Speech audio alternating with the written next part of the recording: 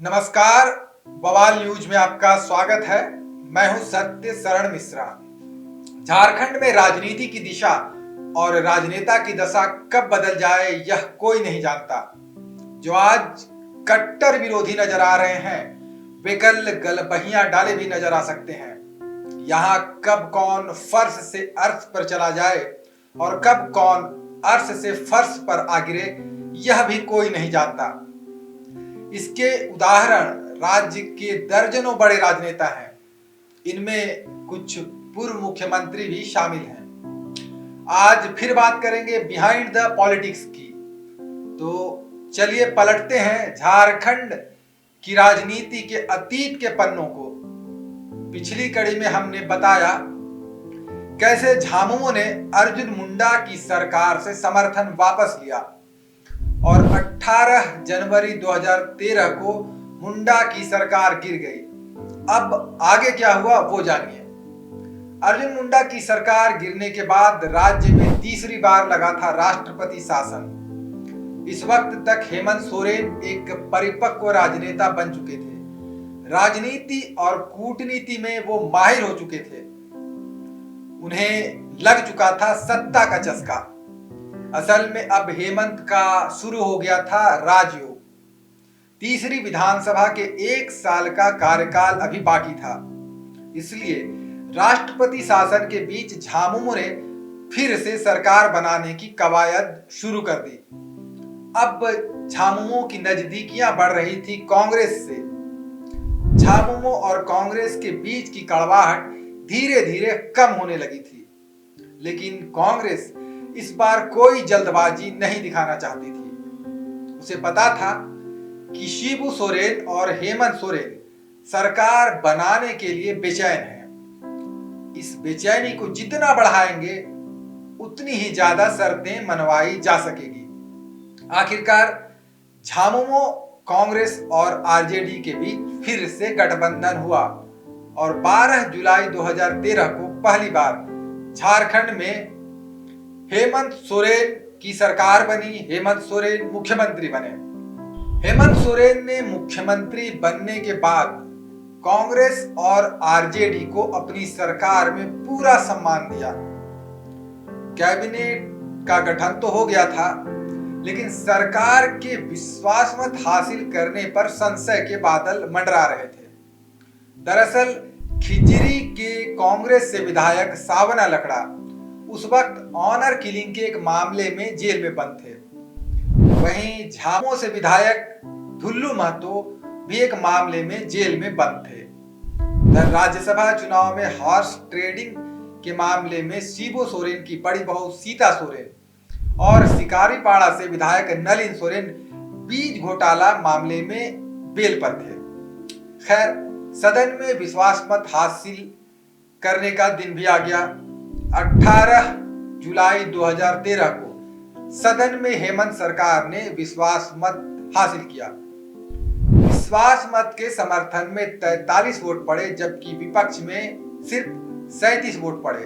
सरकार ने सदन में विश्वास मत तो हासिल कर लिया, लेकिन अभी भी कैबिनेट में मंत्री के सभी पद नहीं भरे थे। पूर्व विधायक और सांसद टिकलाल महतो के निधन के बाद उनके पुत्र जेबी पटेल विधायक बने थे।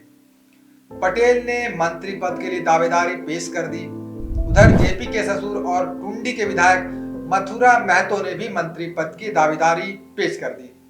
आखिरकार जेपी का पलड़ा भारी पड़ा और उन्हें हेमंत कैबिनेट में जगह मिली। हेमंत सोरेन की सरकार में ददई दुबे, बन्ना गुप्ता, योगेंद्र साव और केएन त्रिपाठी को भी मंत्री बनने का सौभाग्य प्राप्त हुआ। सरकार के अंदर खींचतान चलती रही। मंत्रियों के रूठने मनाने का सिलसिला भी जारी रहा, लेकिन हेमंत सोरेन ने सरकार को उसके कार्यकाल तक खींच लिया। 14 साल तक अस्पष्ट जनादेश, अस्थिर सरकारें और राष्ट्रपति शासन से राज्य की जनता तंग आ चुकी थी।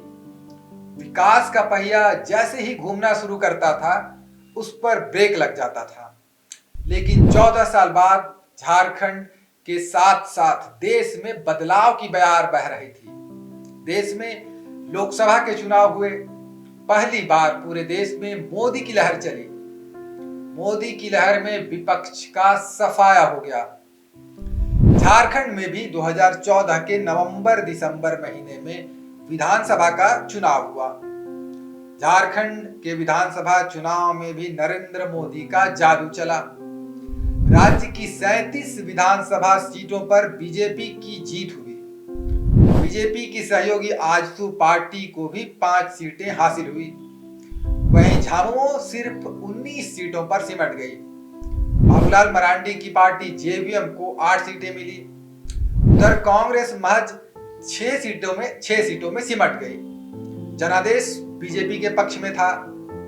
अब बीजेपी को सरकार बनानी थी, लेकिन सरकार बनाने से पहले बीजेपी एक बड़ी दुविधा में फंस गई थी। दरअसल इस सरकार का मुख्यमंत्री कौन होगा, इसे लेकर पेच फंस गया था। पूर्व मुख्यमंत्री अर्जुन मुंडा विधानसभा का चुनाव हार चुके थे। उस समय हालांकि सिर्फ मुंडा ही चुनाव नहीं हारे थे, बीजेपी, झामुमो और कांग्रेस के कई दिग्गज इस चुनाव में बुरी तरह हारे थे।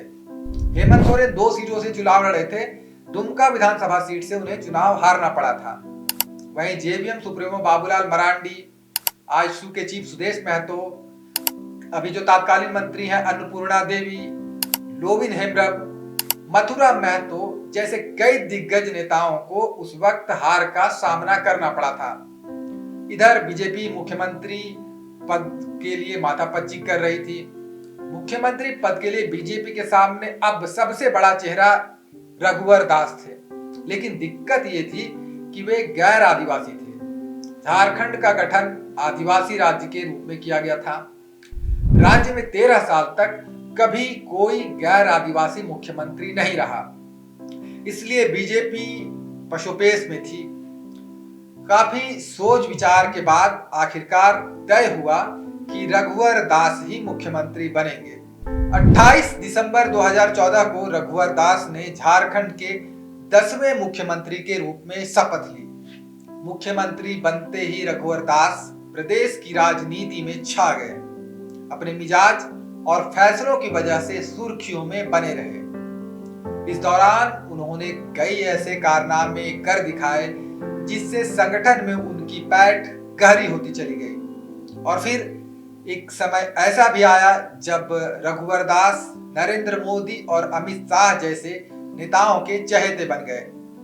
अब रघुवर न सिर्फ सरकार के फैसले लेते थे, बल्कि संगठन में भी उनकी धाक थी। कहने को तो पार्टी ने प्रदेश अध्यक्ष बना रखा था, लेकिन संगठन के फैसले भी रघुवर दास लेते थे। संगठन से सरकार तक कहां किसको एडजस्ट करना है, यह सब तय करने का अधिकार अब रघुवर दास के पास था। तो अगली कड़ी में बताएंगे कैसे रघुवर दास ने राज्यसभा चुनाव में किया था आंकड़ों का जुगाड़। जेवीएम के 6 विधायकों को अपने पाले में करके बाबूलाल मरांडी को कर दिया था परेशान। कैसे 5 साल तक विधानसभा में चलता रहा था दल बदल का मामला, आते रहे थे सिर्फ तारीख पर तारीख। कैसे रघुवर दास ने उड़ाया था हाथी और कैसे रघुवर के ओवर कॉन्फिडेंस ने झारखंड में डुबा दी थी बीजेपी की लुटिया। खबर का मतलब बवाल न्यूज। हमारे चैनल को सब्सक्राइब जरूर करें।